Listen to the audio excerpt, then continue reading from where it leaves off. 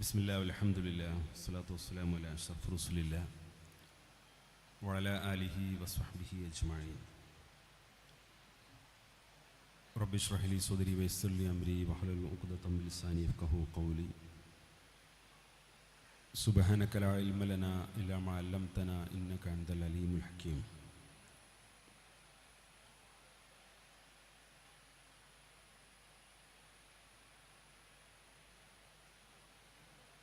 SKSSFൻ്റെ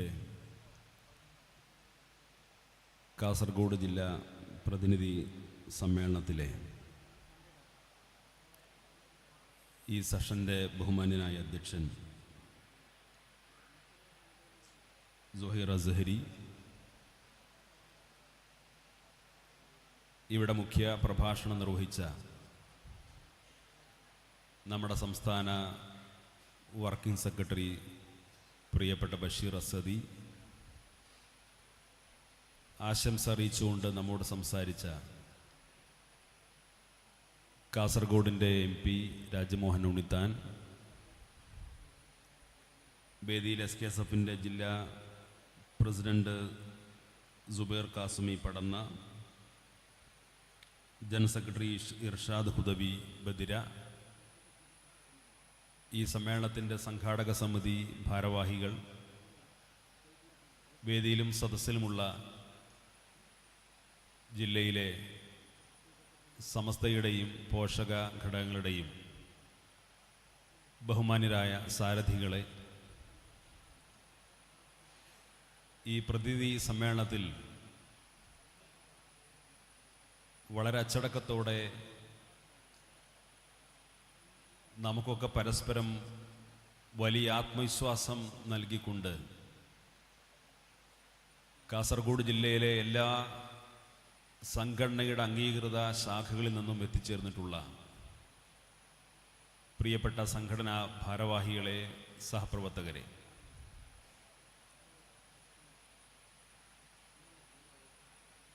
വലിയ ആവേശവും അഭിമാനവും ആത്മവിശ്വാസവുമാണ് ഈ വേദിയിൽ നിൽക്കുന്ന സമയത്ത് നമുക്ക് ലഭിക്കുന്നത്. നമ്മുടെ സംഘടനാ പ്രവർത്തകരെല്ലാം സടകുടഞ്ഞെഴുന്നേറ്റ് കർമ്മരംഗത്ത് കൂടുതൽ സജീവമായി രംഗത്ത് വരാനും സമസ്ത കേരള ജംഇയ്യത്തുൽ ഉലമയുടെയും പോഷക സംഘടനകളുടെയും ജൈത്രയാത്ര പൂർവോപരി ശക്തമായി മുന്നോട്ട് കൊണ്ടുപോകാൻ കാസർഗോഡ് ജില്ലയിൽ SKSFൻ്റെ പ്രവർത്തകന്മാർ പ്രതിജ്ഞയെടുത്തിരിക്കുന്നു എന്നാണ് ഈ സമ്മേളനം വിളിച്ചറിയിക്കുന്നത്. അള്ളാഹു ആ അർത്ഥത്തിൽ ഈ സമ്മേളനത്തെ കബൂൽ ചെയ്യുമാറാകട്ടെ. വളരെ സമയബന്ധിതമായി വിവിധ വിഷയങ്ങളെ അധികരിച്ചുകൊണ്ടാണ് നമ്മുടെ ഈ സമ്മേളനത്തിലെ സെഷനുകൾ ക്രമീകരിച്ചിട്ടുള്ളത്. അതുകൊണ്ട് തന്നെ അതിനനുസരിച്ച് ചില പ്രധാനപ്പെട്ട വിഷയങ്ങളിലേക്ക് മാത്രം നിങ്ങളുടെ ശ്രദ്ധ ക്ഷണിക്കാനാണ് ഞാൻ ഈ സമയം വിനിയോഗിക്കുന്നത്. ഇസ്സത്തിനെക്കുറിച്ച്, അഭിമാനത്തെക്കുറിച്ചാണ്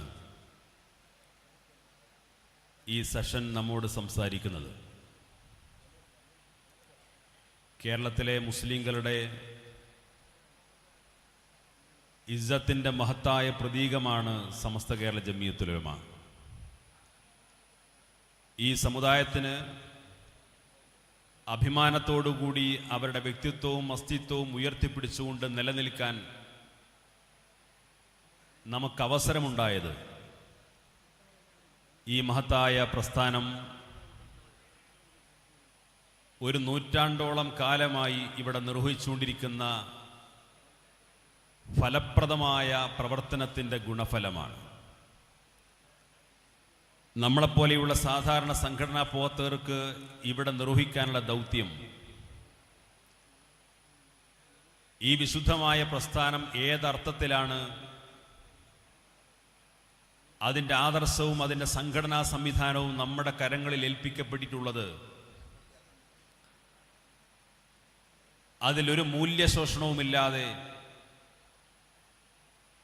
ഒട്ടും അതിൻ്റെ പവിത്രതക്കും വിശുദ്ധിക്കും കളങ്കമേൽപ്പിക്കാതെ അത് സംരക്ഷിക്കാനും അതിൻ്റെ സമ്പൂർണമായ ഐശ്വര്യത്തോടുകൂടി അടുത്ത തലമുറക്ക് കൈമാറുക എന്ന ഉത്തരവാദിത്വമാണ്. കഴിഞ്ഞ കാലങ്ങളിൽ ആ ദൗത്യം വളരെ മഹത്തായ ദൗത്യമായി നിർവഹിക്കപ്പെട്ടതിൻ്റെ ഗുണഫലമാണ് ഈ 98 വർഷം പിന്നിടുമ്പോഴും സമസ്ത കേരള ജംഇയ്യത്തുൽ അതിൻ്റെ പോഷക സംഘടനകളും അത് ഉയർത്തിപ്പിടിക്കുന്ന ആദർശവും അതിൻ്റെ സംഘടനാ സംവിധാനങ്ങളും അതിൻ്റെ പ്രവർത്തന രീതികളുമെല്ലാം അതിൻ്റെ വിശുദ്ധിയോടുകൂടി സംരക്ഷിക്കപ്പെട്ട് വന്നുകൊണ്ടിരിക്കുന്നത്. സ്കൂളുകളിൽ സ്പോർട്സ് നടക്കുന്ന സമയത്ത് അതിൽ പ്രധാനപ്പെട്ട ഒരു ഓട്ട മത്സരമാണ് റിലേ മത്സരം. നമുക്കറിയാം, ഗ്രൗണ്ടിൻ്റെ ഒരറ്റത്ത് മത്സരാർത്ഥികളായിട്ടുള്ള 4-5 പേർ ഒരു റിലേ ബാറ്റുമായിട്ട് ഓടാൻ ഒരുങ്ങി നിൽക്കും. വിസിൽ മുഴങ്ങിക്കഴിയുന്നതോടുകൂടി ഓട്ട മത്സരത്തിൽ പങ്കെടുക്കുന്ന 5 പേരും ആ ഗ്രൗണ്ട് ചുറ്റി ഓടി തിരിച്ചു വരുമ്പോഴേക്ക് അവരിൽ നിന്ന് റിലേ വാങ്ങാൻ കാത്തു നിൽക്കുന്ന അതിൻ്റെ 2ാം ഘട്ടം മത്സരത്തിൽ പങ്കെടുക്കുന്നവരുണ്ടാകും. ആദ്യം എത്തിയവരിൽ നിന്ന് തൻ്റെ ട്രാക്കിലുള്ള കാത്തിരിക്കുന്ന മത്സരാർത്ഥി ആ റിലേ വാങ്ങിയിട്ട് വീണ്ടും ഓടാൻ തുടങ്ങും. 4-5 തവണ ഓട്ടം പൂർത്തിയാകുമ്പോഴാണ് അവസാനം റൗണ്ടിൽ മത്സരത്തിൽ പങ്കെടുത്ത് അതിൽ റിലേ ബാറ്റണുമായിട്ട് ആദ്യം ഓടിയെത്തുന്നയാളാണ് ആ മത്സരത്തിലെ 1ാം സ്ഥാനക്കാരൻ. ആദ്യമോടിയവനും 2ാമതോടിയവനും 3ാമതോടിയവനും മികച്ച ഓട്ടം കാഴ്ചവെക്കുന്നയാളാകുകയും അവസാനം ഓടാൻ തയ്യാറെടുത്തിരിക്കുന്ന ആളും നല്ല ഓട്ടക്കാരനാണെങ്കിൽ പോലും 4ാമത്തെ ഘട്ടത്തിൽ ഓടാൻ ഒരുങ്ങി നിൽക്കുന്നയാൾ അതിൽ അലംഭാവം കാണിക്കുന്നവനോ അത്ര മിടുക്കനല്ലാത്തയാളോ അത്ര ആത്മാർത്ഥതയില്ലാത്തയാളാണെങ്കിൽ ആദ്യത്തെ 3 തവണ ഓടിയവരുടെ ഓട്ടം കൊണ്ട് ഫലമുണ്ടാകില്ല. അവസാനത്തെ റൗണ്ട് വിജയത്തിന്റെ ബാറ്റണുമായിട്ട് ഫിനിഷിംഗ് പോയിന്റിലേക്ക് ഓടിയെടുക്കുന്ന ആളുടെ മികവ് കൊണ്ടായില്ല. ഒരു ഘട്ടത്തിൽ മാത്രം ആ ഓട്ടത്തിൽ ആത്മാർത്ഥത കാണിക്കാത്ത ഒരു മത്സരാർത്ഥി കൊണ്ട് മാത്രം ബാക്കി 5 പേരും പരാജയപ്പെടുന്നത് ആ മത്സരത്തിൽ കാണാൻ സാധിക്കും.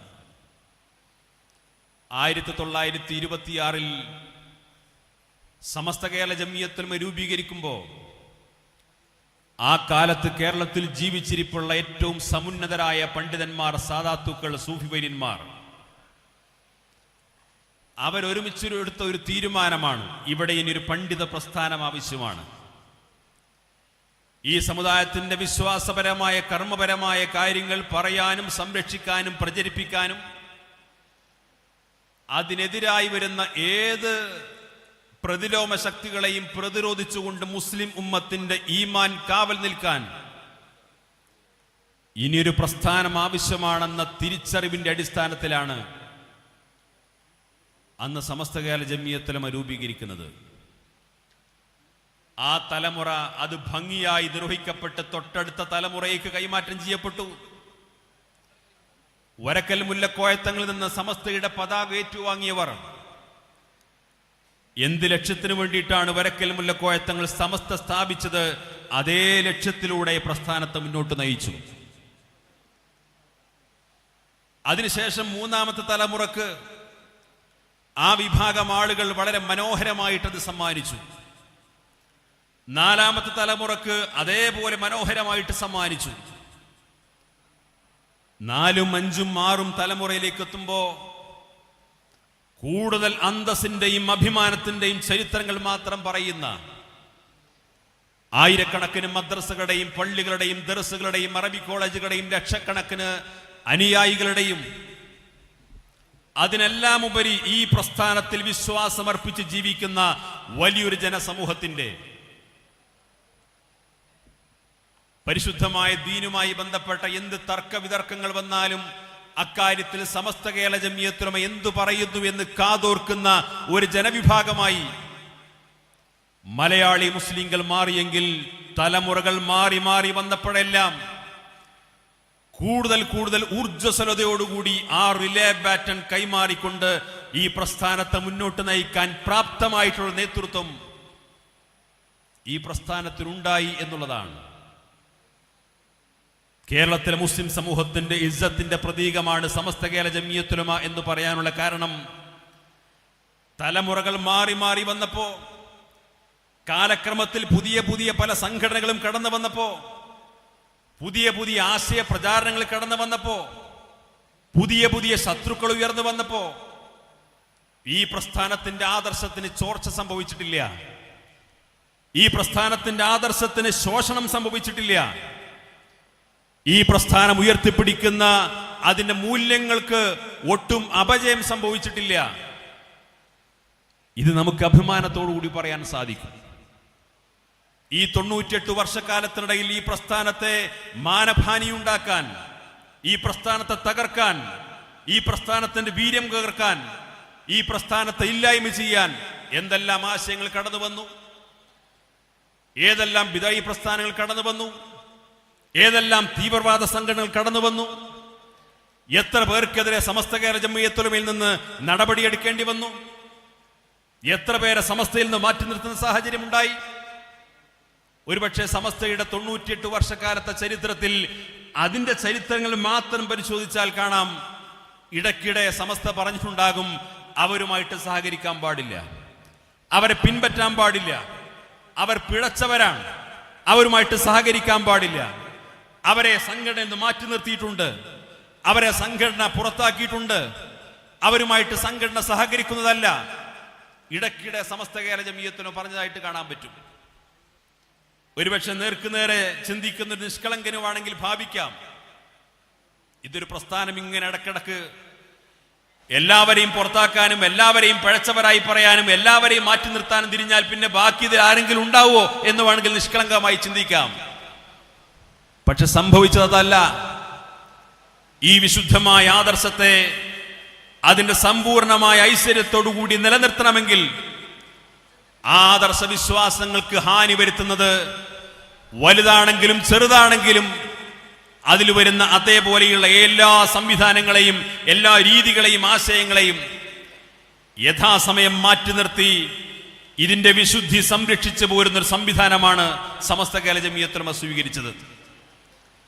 അതുകൊണ്ട് തന്നെ അഭിമാനത്തോടു കൂടി പറയാൻ സാധിക്കും, പരിശുദ്ധമായ ദീനുമായി ബന്ധപ്പെട്ടുകൊണ്ട് സമസ്ത കേരള ജംഇയ്യത്തുൽ ഉലമ 1926 മുതൽ 2024 ഈ നിമിഷം വരെ എടുത്തൊരു തീരുമാനം, ആ തീരുമാനം സമസ്തക്കാർക്ക് പിൽക്കാലത്തും മാറ്റി പറയേണ്ടി വന്നു എന്ന് എതിരാളികൾക്ക് പോലും ആരോപണം ഉന്നയിക്കാൻ അവസരം കൊടുക്കാത്തതിന്റെ കാരണം, ഈ സംഘടനയുടെ നേതൃത്വം തീരുമാനങ്ങൾ എടുത്തത് സംഘടനയിലെ ഭൂരിപക്ഷത്തിന്റെ അടിസ്ഥാനത്തിലല്ല, സംഘടനയിലെ ആളുകൾ വാദിച്ച് സാമർത്ഥ്യത്തിന്റെ പേരിലല്ല, പ്രമാണങ്ങൾക്ക് വിധേയമായിട്ടായിരുന്നു. ദീനിന്റെ പ്രമാണങ്ങൾക്ക് വിധേയമായി മാത്രമാണ് ഈ പ്രസ്ഥാനം സമുദായത്തോട് സംവദിച്ചത്. അതുകൊണ്ട് തന്നെ ആദർശത്തിൽ ഒരു കാലത്തും വ്യതിയാനമുണ്ടായി എന്നൊരാരോപണം ഈ പ്രസ്ഥാനത്തിനെതിരെ ഉന്നയിക്കാൻ ഇവിടുത്തെ എതിരാളികൾക്ക് പോലും സാധ്യമായിട്ടില്ല.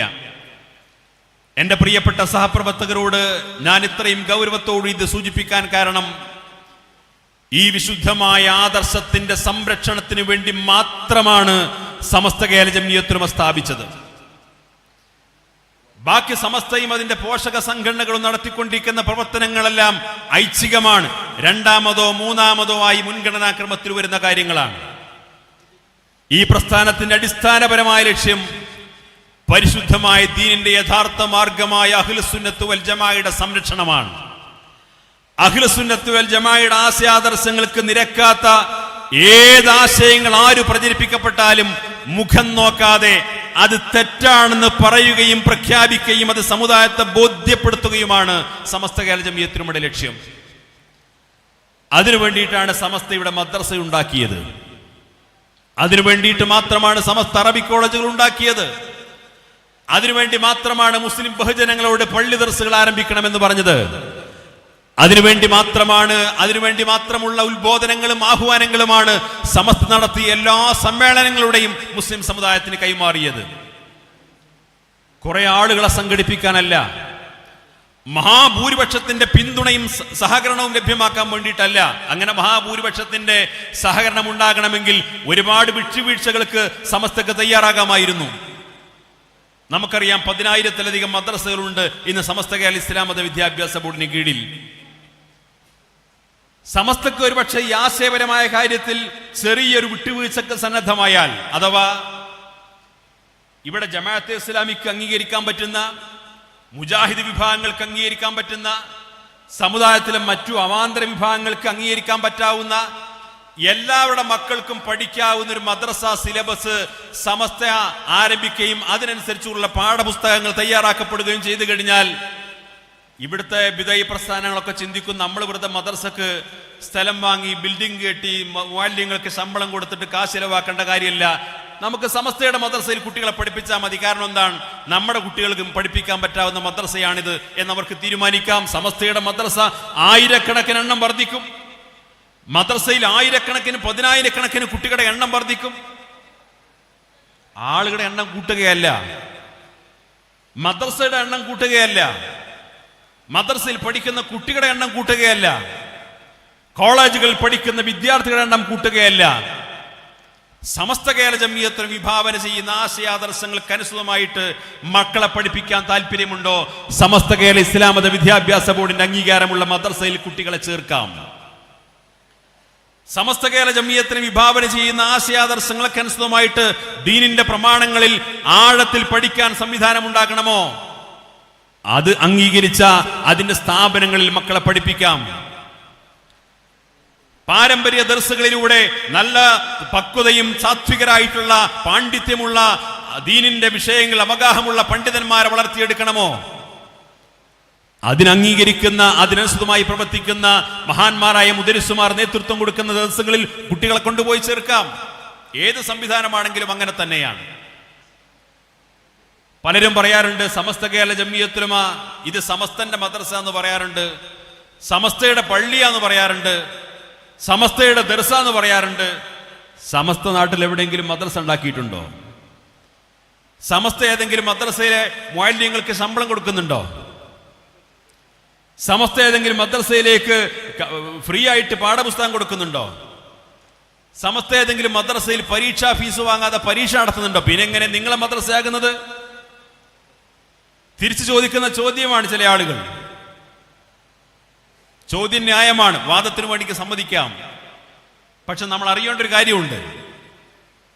ഇവിടെ ഒരു നാട്ടുംപുറത്ത് 100, 200, 300 മുസ്ലിം കുടുംബങ്ങൾ തിങ്ങിത്താമസിക്കുന്ന പ്രദേശത്ത് ആ നാട്ടിലെ കുട്ടികൾക്ക് മദ്രസയിൽ പോകണമെങ്കിൽ അല്പം ദൂരെ സഞ്ചരിക്കണം എന്നൊരു സാഹചര്യം വന്നപ്പോൾ ആ നാട്ടുകാർ കൂടി തീരുമാനിക്കുകയാണ്, നമുക്ക് ഇന്ന ആജിക്ക് ഒരു 10 സെന്റ് സ്ഥലം തരാമെന്ന് പറഞ്ഞിട്ടുണ്ട്, നമുക്ക് അവിടെ ഒരു മദ്രസ പണിയണം. മദ്രസ പണിയാൻ വേണ്ടി നാട്ടിൽ നിന്നൊക്കെ പിരിവെടുക്കും. എല്ലാവരുടെയും സഹകരണത്തോടുകൂടി മദ്രസ പണി ആരംഭിക്കും. മദ്രസ നിർമ്മാണം പൂർത്തിയായി.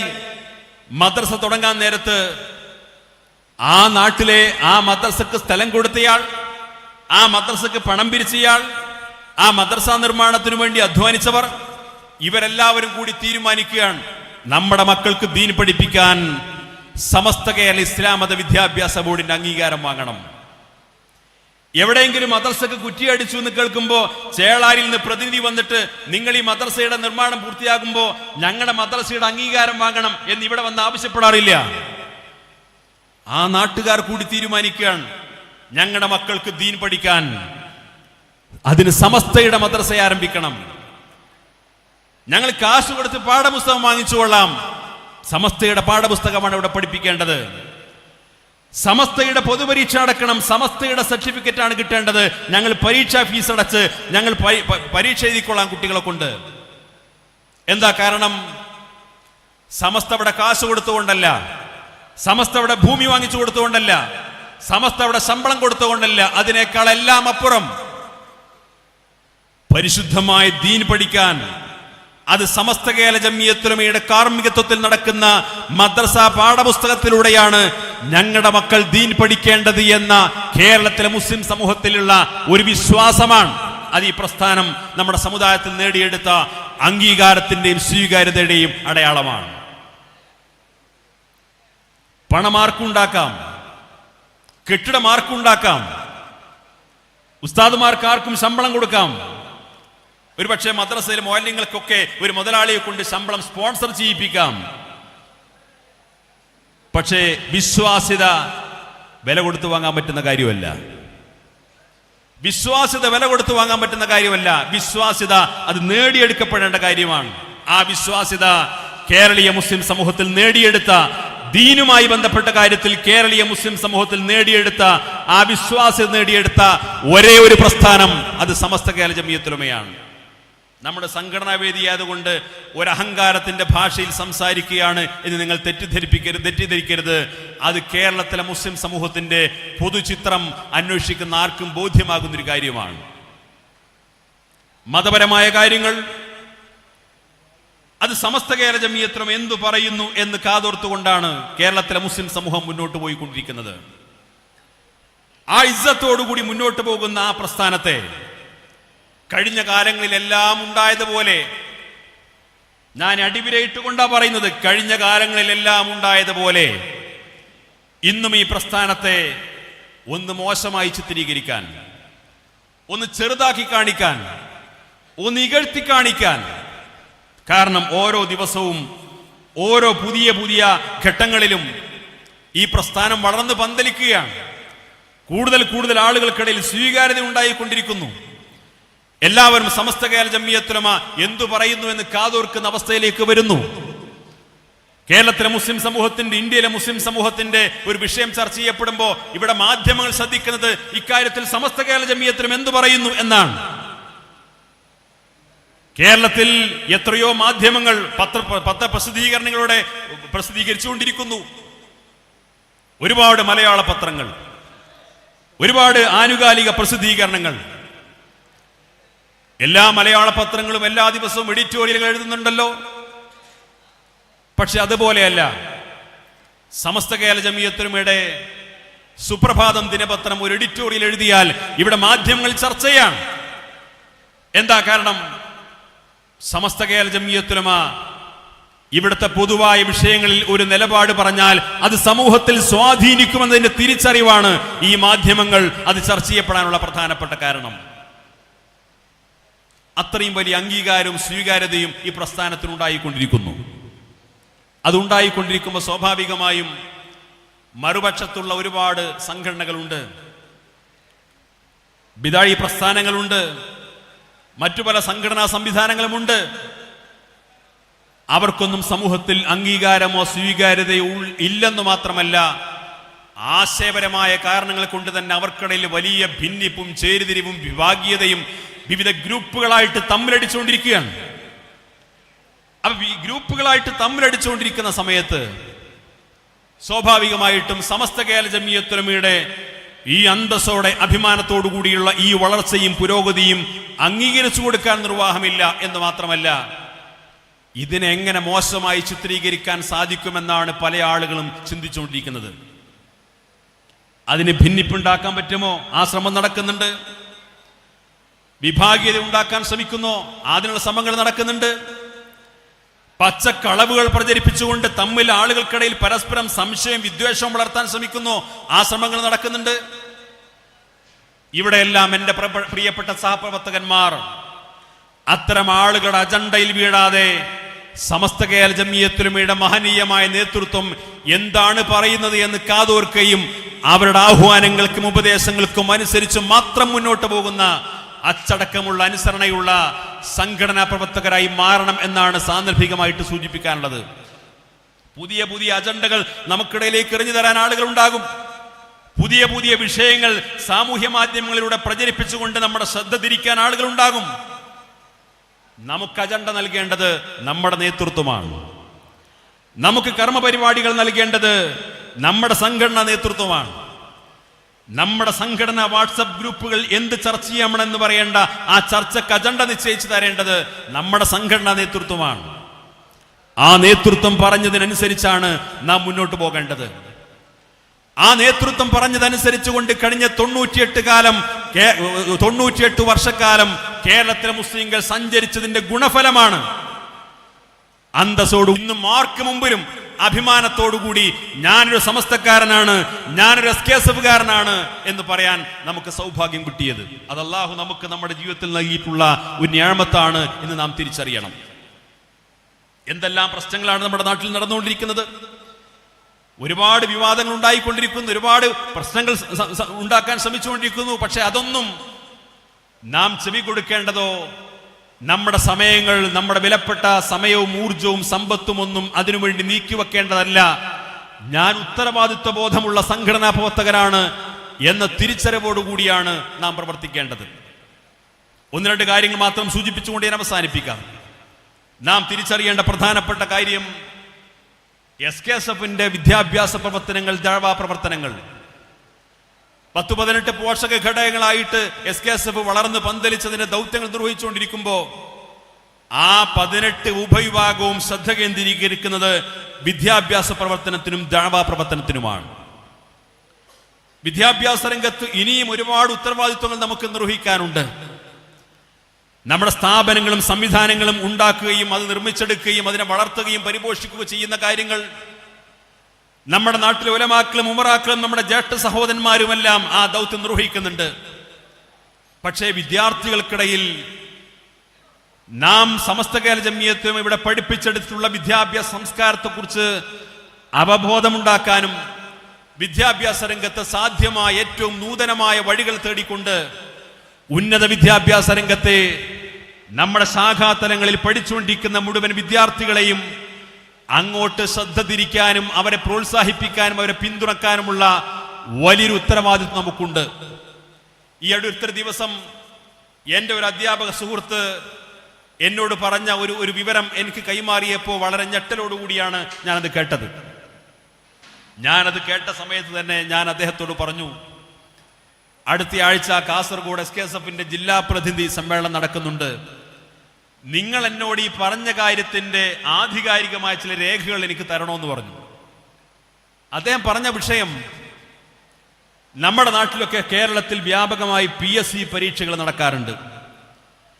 ഈ PSC പരീക്ഷകൾ നടക്കുമ്പോൾ ഞങ്ങളുടെ മലപ്പുറത്തും കോഴിക്കോടും കണ്ണൂരും വയനാടും ഉൾപ്പെടെയുള്ള പ്രദേശങ്ങളിൽ ധാരാളം ഉദ്യോഗാർത്ഥികൾ അവർ PSCക്ക് അപേക്ഷ കൊടുക്കുന്ന സമയത്ത് അവർ കാസർഗോഡ് ജില്ലയിൽ PSC പരീക്ഷ എഴുതാനാണ് അപേക്ഷ കൊടുക്കാറുള്ളത്. കാസർഗോഡ് PSC എഴുതാൻ വേണ്ടി അപേക്ഷ കൊടുക്കുന്നു. എന്താ കാസർഗോഡ് PSC എഴുതാൻ അപേക്ഷ കൊടുക്കാൻ കാരണം? അവർ പറഞ്ഞു അവിടെ മുസ്ലിം റിസർവേഷനിൽ വളരെ പെട്ടെന്ന് ജോലി ലഭിക്കും. കാരണം കാസർഗോട്ടെ മുസ്ലിങ്ങളൊന്നും അവിടെ കാര്യമായിട്ട് PSC എഴുതാറില്ല. ഞാനത് നിങ്ങളെ കൗതുകപ്പെടുത്താൻ വേണ്ടി പറയുന്നല്ല. അദ്ദേഹം പറഞ്ഞ റാങ്ക് ലിസ്റ്റിന്റെ കണക്കടക്കം എൻ്റെ കൈവശമുണ്ട്. ഇവിടുത്തെ ഹൈസ്കൂൾ അധ്യാപകരുടെ, LP സ്കൂൾ അധ്യാപകരുടെ, UP സ്കൂൾ അധ്യാപകരുടെ, വില്ലേജ് ഓഫീസർമാരുടെ, കാസർഗോഡ് പോലീസ് നിയമനത്തിന്റെ ഉൾപ്പെടെയുള്ള കൃത്യമായ ഡാറ്റകൾ അദ്ദേഹം എനിക്ക് കൈമാറി. എൻ്റെ പ്രിയപ്പെട്ട സഹപ്രവർത്തകരെ, നമ്മൾ ആലോചിക്കേണ്ട കാര്യം, ഓരോ PSC പരീക്ഷകൾ വരുന്ന സമയത്തും 100ഉം 200ഉം 300ഉം ഒഴിവുകൾ കാസർഗോഡ് ജില്ലയിലെ മുസ്ലിം റിസർവേഷനുകളിൽ ഉണ്ടാകുമ്പോൾ തന്നെ ഇവിടെയുള്ള മുസ്ലിം ചെറുപ്പക്കാർ, മുസ്ലിം ഉദ്യോഗാർത്ഥികൾ PSC പരീക്ഷയിൽ വേണ്ടത്ര ശ്രദ്ധ കേന്ദ്രീകരിക്കാത്തതുകൊണ്ട് ആ ഗ്യാപ്പിൽ മറ്റു ജില്ലകളിൽ നിന്ന് ഇവിടെ വന്ന് പരീക്ഷ എഴുതി ഇവിടെ ജോലി നേടി എങ്ങനെയെങ്കിലും 4-5 വർഷക്കാലം ഇവിടെ ജോലി ചെയ്ത് പിന്നീട് സ്വന്തം ജില്ലയിലേക്ക് ട്രാൻസ്ഫർ വാങ്ങി പോകുന്ന ഒരു സ്ഥിരം കാഴ്ച ഇവിടെ കണ്ടുകൊണ്ടിരിക്കുന്നു. ജോലി വാങ്ങുന്നവരെ കുറിച്ചോ അവരുടെ സാമർത്ഥ്യത്തെക്കുറിച്ചോ അല്ല ഞാനിത് പറയുന്നു. എൻ്റെ പ്രിയപ്പെട്ട സഹോദരന്മാരെ, നമ്മൾ ജീവിക്കുന്നത് ഒരു ജനാധിപത്യ രാജ്യത്താണ്. ഈ ജനാധിപത്യ രാജ്യത്ത് ജീവിക്കണമെങ്കിൽ നിലനിൽപ്പ്, നമ്മുടെ സുരക്ഷിതത്വം, നമ്മുടെ നിയമപരിരക്ഷ, ഇത്തരം കാര്യങ്ങൾക്ക് അനിവാര്യമായ വിഷയമാണ് നമ്മുടെ അധികാര പങ്കാളിത്തം. അധികാര പങ്കാളിത്തത്തിൽ ഏറ്റവും പ്രധാനപ്പെട്ടത് ബ്യൂറോക്രസിയിലെ അധികാര പങ്കാളിത്തമാണ്. സർക്കാർ സർവീസിൽ നമുക്ക് വേണ്ടത്ര പ്രാതിനിധ്യം ലഭ്യമായിട്ടില്ല. ഈ സർക്കാർ സർവീസിൽ പ്രാതിനിധ്യം ലഭ്യമാകാത്തത് ക്വാളിഫൈഡ് ആയ ചെറുപ്പക്കാർ നമ്മുടെ ജില്ലയിൽ ഇല്ലാത്തതുകൊണ്ടല്ല. ഇവിടെയുള്ള ഡിഗ്രി പാസ്സായ PG പാസ്സായ വിദ്യാർത്ഥികൾ അവർ ചിന്തിക്കുന്നത്, ഞാനിപ്പോ ഇത്രയൊക്കെ റിസ്ക് എടുത്ത് PSC പരീക്ഷ എഴുതി കോച്ചിങ് സെന്ററിലൊക്കെ പോയി അങ്ങനെ വിജയിച്ചൊരു സർക്കാർ ജോലി കിട്ടിയാൽ 50,000 60,000 ഒക്കെ ശമ്പളം കിട്ടുന്നതിനേക്കാൾ നല്ലത് എനിക്ക് ബിസിനസ് മേഖലയിലേക്ക് തിരിഞ്ഞാൽ, അല്ലെങ്കിൽ എൻ്റെ സുഹൃത്തുക്കളൊക്കെ ഗൾഫിലുണ്ടല്ലോ, വിവിധ രാജ്യങ്ങളിൽ വിദേശത്തൊക്കെ ഉണ്ടല്ലോ, അവരുടെ അടുത്തൊക്കെ പോയിട്ട് ബിസിനസ്സിൽ പാർട്ണർഷിപ്പ് കൂടിയാൽ ഈ മാസത്തിൽ 50,000 60,000 കിട്ടുന്നതിനേക്കാൾ എനിക്ക് 5-10 ലക്ഷം സംഘടിപ്പിക്കാൻ എനിക്ക് ബിസിനസ് മേഖലയിൽ ഒരുപാട് ഉയരങ്ങൾ കീഴടക്കാമല്ലോ എന്നൊരു പൊതുധാരണ നമ്മുടെ ചെറുപ്പക്കാർക്കിടയിലുണ്ട്. രണ്ടാമത്, ഈ ബ്യൂറോക്രസിയുടെ പ്രാധാന്യത്തെക്കുറിച്ചും അതിന്റെ ഗൗരവത്തെക്കുറിച്ചും വേണ്ടത്ര നമുക്കിടയിൽ ഇപ്പോഴും അവബോധമുണ്ടായിട്ടില്ല. എത്ര കലാപ കേസുകളാണ് കാസർഗോഡ് ഉണ്ടായത്, എത്ര കൊലപാതകങ്ങൾ. ഈ കൊലപാതക കേസുകളെ കുറിച്ചൊക്കെ ധാരാളം വാർത്തകൾ പുറത്തു വരുമ്പോൾ സംഭവിക്കുന്നത് എന്താണ്? ഈ കേസന്വേഷണമെല്ലാം അവസാനം വഴിവിട്ട് അതെല്ലാം വഴിമുട്ടി അതിലെ പ്രതികളെല്ലാം വളരെ ഈസി ആയിട്ട് രക്ഷപ്പെട്ടു പോകുന്നതിന്റെ കാരണം എന്താണ്? നമ്മുടെ നാട്ടിൽ നിയമപരിരക്ഷ നടപ്പാക്കാൻ നീതിബോധമുള്ള ഉദ്യോഗസ്ഥരെ വാർത്തെടുക്കാനും അവർക്ക് നിയമം ലഭ്യമാക്കാനും ആവശ്യമായിട്ടുള്ള ഒരു ശ്രമം നമ്മുടെ ഭാഗത്തുണ്ടായിട്ടില്ല. ഇവിടുത്തെ SP ഉൾപ്പെടെ, ഇവിടുത്തെ DYSP ഉൾപ്പെടെയുള്ള ആളുകൾ കോട്ടയത്തും പത്തനംതിട്ടും പണിഷ്മെന്റ് ട്രാൻസ്ഫർ ആയിട്ട് വന്ന ആളാണ്. അയാൾക്ക് തന്നെ അറിയാം, ഞാൻ 2-3 മാസം ഇവിടെ ഒന്ന് ഇങ്ങനെ തട്ടിമുട്ടി നിൽക്കുമ്പോഴേക്ക് എനിക്ക് തിരിച്ചു പോകാൻ സമയമാകും. അത്ര ആത്മാർത്ഥ അദ്ദേഹത്തിന് ഉണ്ടാവുള്ളൂ. ഞാൻ അവരെ മോശമാക്കാൻ വേണ്ടി പറഞ്ഞതല്ല. ഈ നാട്ടിലെ ബ്യൂറോക്രസിയിൽ ഈ നാട്ടിലെ നമ്മുടേതായിട്ടുള്ള ചെറുപ്പക്കാരുടെ പ്രാതിനിധ്യം ഉണ്ടായിട്ടില്ലെങ്കിൽ അതിന്റെ നഷ്ടവും ദുരന്തരവും ഭയാനകരമാണ്. ആ വാചകമേ ഞാൻ പറയുന്നുള്ളൂ. ബാക്കി നിങ്ങൾ നിങ്ങളുടെ സ്വന്തം ബുദ്ധി കൊണ്ട് ചിന്തിച്ചാൽ മതി. നമുക്കുള്ള റിസർവേഷൻ പോലും നേടിയെടുക്കാൻ നമ്മുടെ ചെറുപ്പക്കാർ ഈ കാര്യത്തിൽ വേണ്ടത്ര ശ്രദ്ധ പതിപ്പിക്കുന്നില്ല എന്നാണ് ഇതുമായി ബന്ധപ്പെട്ട ഡാറ്റകൾ പരിശോധിക്കുമ്പോൾ ലഭ്യമായിക്കൊണ്ടിരിക്കുന്നത്. അതുകൊണ്ട് ഇവിടെ ഒരുമിച്ച് കൂടിയിട്ടുള്ള ശാഖാ പ്രസിഡന്റ്, സെക്രട്ടറിമാർ, പ്രത്യേകിച്ച് ട്രെൻഡിന്റെ ഭാരവാഹികൾ ഉൾപ്പെടെയുള്ള എന്റെ പ്രിയപ്പെട്ട സഹപ്രവർത്തകരോട് എനിക്ക് സൂചിപ്പിക്കാനുള്ളത്, നമ്മുടെ യൂണിറ്റുകളിലെല്ലാം ട്രെൻഡിന്റെ ഭാരവാഹികളുണ്ട്, കമ്മിറ്റികളുണ്ട്.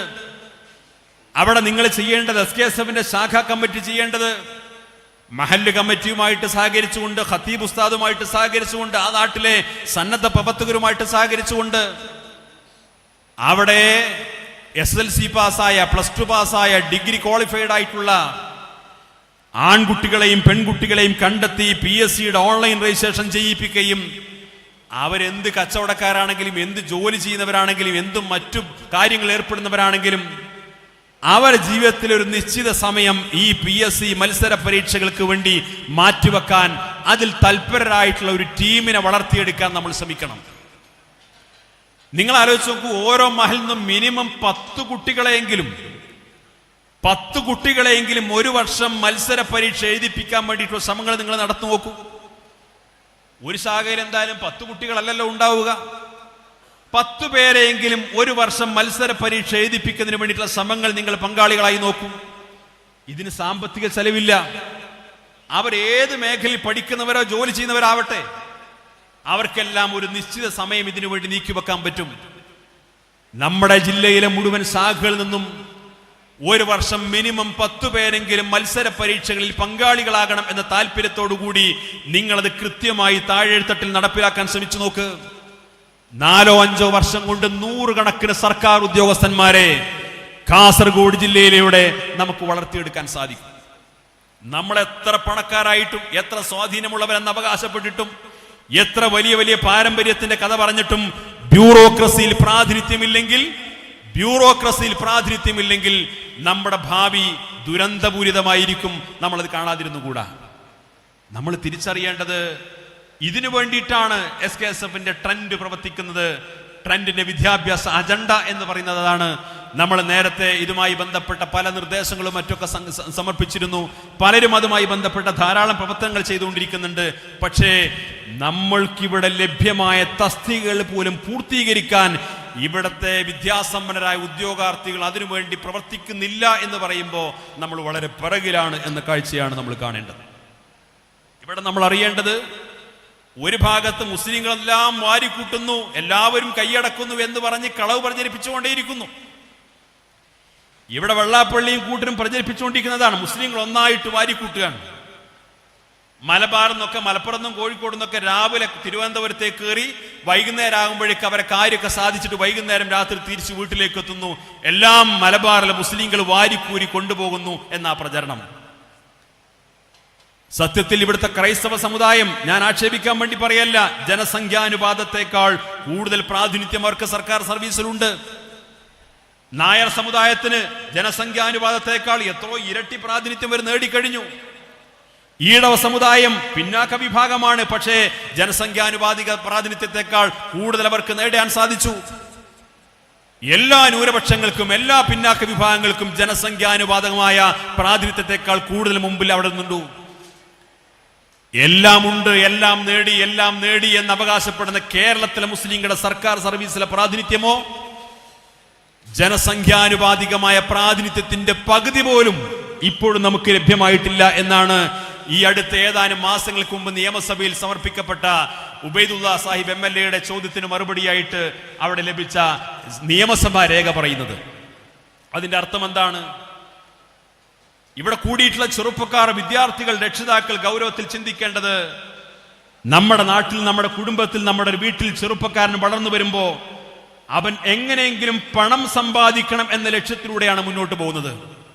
ഈ പണം സമ്പാദിക്കുന്നതിൽ ഒരു വലിയ വിഭാഗം ആളുകൾ പണം സമ്പാദിക്കേണ്ടത് സർക്കാർ സർവീസിൽ ജോലി നേടി പണം സമ്പാദിക്കുകയും ജീവിതം മെച്ചപ്പെടുത്തുകയും ചെയ്യുമ്പോൾ മാത്രമേ എന്റെ സമുദായത്തിന് ആവശ്യമായ സുരക്ഷിതമായിട്ടുള്ള ജീവിതം, ഭരണഘടനാനുസൃതമായ സുരക്ഷ കിട്ടാൻ ബ്യൂറോക്രസിയിലെ പങ്കാളിത്തം അനിവാര്യമാണെന്ന തിരിച്ചറിവ് നമുക്കുണ്ടാവണം.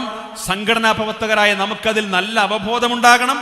അതോടൊപ്പം നമ്മുടെ രക്ഷിതാക്കളെയും വിദ്യാർത്ഥികളെയും അത് പഠിപ്പിക്കാനും പരിശീലിപ്പിക്കാനും നമുക്ക് സാധിക്കണം.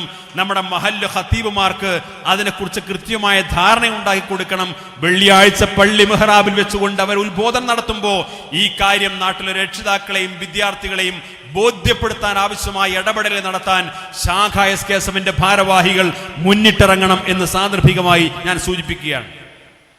ഒരു കാര്യം കൂടി പറഞ്ഞ് ഞാൻ അവസാനിപ്പിക്കുന്നു.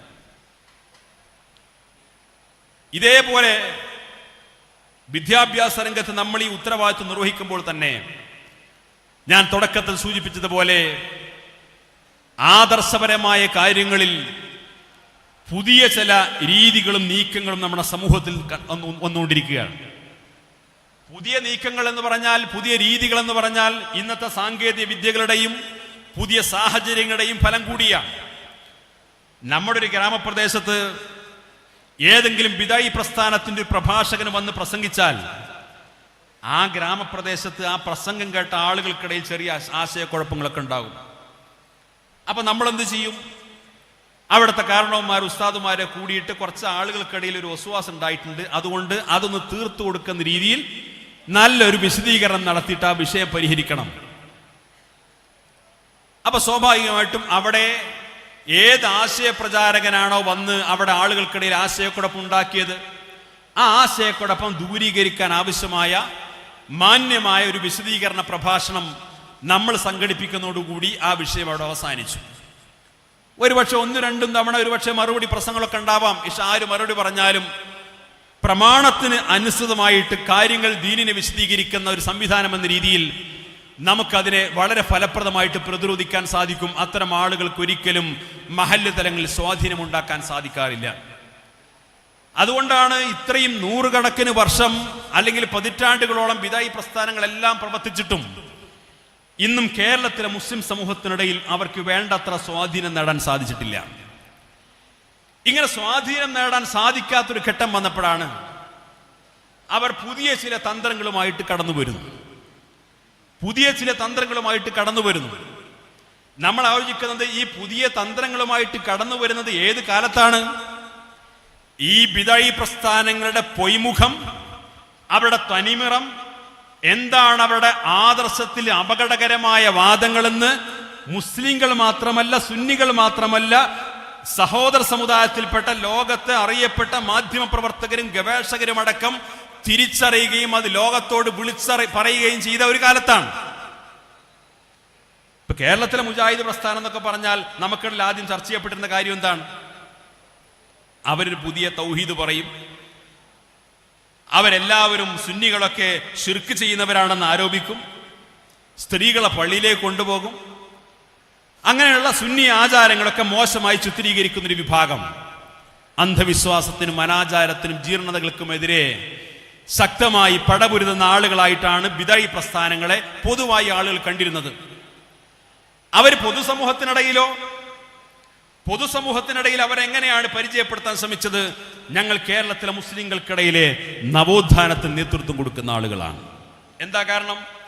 ഞങ്ങൾ അന്ധവിശ്വാസത്തിനെതിരാണ്, ഞങ്ങൾ അനാചാരത്തിനെതിരാണ്, ഞങ്ങൾ ജീർണതകൾക്കെതിരാണ്, ഞങ്ങൾ സ്ത്രീകൾക്ക് വിദ്യാഭ്യാസം നൽകുന്നവരാണ്, ഞങ്ങൾ ഭൗതിക വിദ്യാഭ്യാസത്തെ പ്രോത്സാഹിപ്പിക്കുന്നവരാണ്, ഞങ്ങൾ സമൂഹത്തെ പുരോഗതിയിലേക്ക് നയിക്കുന്നവരാണ്, ഞങ്ങൾ പുരോഗമന ആശയങ്ങൾ പ്രചരിപ്പിക്കുന്നവരാണ്, വിശുദ്ധ ഖുർആനിന് കാലാനുസൃതമായ വ്യാഖ്യാനങ്ങൾ നൽകുന്നവരാണ്. അപ്പൊ വിശുദ്ധമായ ഖുർആനിനെയും ദീനിന്റെ പ്രമാണങ്ങളെയൊക്കെ സ്വന്തം ബുദ്ധിക്കും യുക്തിക്കും അനുസരിച്ചുകൊണ്ട് വ്യാഖ്യാനിക്കുന്നവരാണ്. ആ പൊതുസമൂഹത്തിനിടയിൽ സ്വാഭാവികമായിട്ടും വളരെ പെട്ടെന്ന് സ്വീകാര്യത ഉണ്ടാകും. ഒരു കൂട്ടരാരാണ്? ഒരു കൂട്ടർ 6-ാം നൂറ്റാണ്ടിലുണ്ടായിട്ടൊരു വിശുദ്ധ ഖുർആൻ, അതിനനുബന്ധമായിട്ട് ആ ഖുർആനിനെയും ഹദീസിനെയും വ്യാഖ്യാനിച്ച മദ്ഹബിന്റെ ഇമാമുകൾ, അതേപോലെയുള്ള പ്രാമാണികരായ പണ്ഡിതന്മാർ, അതിന്ന് ഒരു വ്യത്യാസത്തിനും ഒരു വിട്ടുവീഴ്ചക്കും ഒരു ദുർവ്യാഖ്യാനത്തിനും പഴുതില്ലാതെ ആ പ്രമാണങ്ങൾക്ക് അനുസൃതമായിട്ട് മാത്രം മുന്നോട്ട് പോകും എന്ന് പറയുന്ന യാഥാസ്ഥികർ എന്ന് അവർ നമ്മളെ വിളിക്കപ്പെടുന്ന ആ യഥാവിധി മാത്രം അംഗീകരിക്കുന്ന ഒരു വിഭാഗം ഒരു ഭാഗത്ത്. മറുഭാഗത്ത് പൊതുസമൂഹത്തിനിടയിൽ കുറച്ചുകൂടി സ്വീകാര്യതയുള്ള രീതിയിൽ നമ്മൾ ബുദ്ധിയുള്ളവരാണ്, നമ്മളും അറബി പഠിച്ചവരാണ്, നമുക്കും ഭാഷ അറിയാം, നമുക്കും വ്യാകരണം അറിയാം, നമുക്കും വ്യാഖ്യാനിക്കാം, പിന്നെന്തിനാണ് 5-8 നൂറ്റാണ്ട് മുമ്പ് എഴുതി വെച്ചത് വായിക്കേണ്ട കാര്യം? അപ്പൊ ഞാൻ എൻ്റെ സ്വന്തം ബുദ്ധിക്കും യുക്തിക്കും അനുസരിച്ച് മതത്തെ വ്യാഖ്യാനിക്കുന്നു, ഞാൻ പുതിയ കാലത്തിനനുസരിച്ച് ഖുർആൻ വായിക്കുന്നു, പുതിയ കാലത്തിനനുസരിച്ച് പ്രവാചകനെ വായിക്കുന്നു.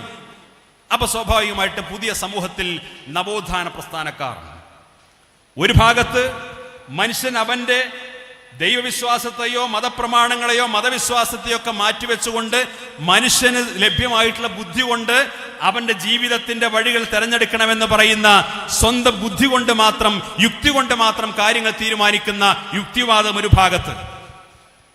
ആ യുക്തിവാദം ഒരു പുരോഗമന ആശയമായി ജനങ്ങൾക്കിടയിൽ പ്രചരിപ്പിക്കാൻ വേണ്ടി ശ്രമിക്കുമ്പോഴാണ് ആ യുക്തിവാദം പ്രചരിപ്പിക്കപ്പെടുന്ന ആ സമൂഹത്തിനിടയിൽ തന്നെ മതത്തിന്റെ പേര് പറഞ്ഞുകൊണ്ട് മതയുക്തിവാദം പ്രചരിപ്പിക്കാൻ ശ്രമിക്കും.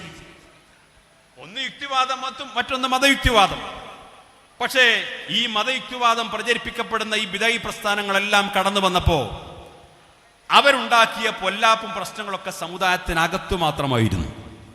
നമ്മളുള്ള ആചാരാനുഷ്ഠാന ക്രമങ്ങളിലൊക്കെയുള്ള ഈ അഭിപ്രായ വ്യത്യാസം, അതിന്റെ സംവാദങ്ങൾ, അതിന്റെ ഖണ്ഡന പ്രസംഗങ്ങൾ സ്വാഭാവികമായിട്ടും പുറത്തു നോക്കുന്ന ഒരാൾക്ക് മനസ്സിലാകും.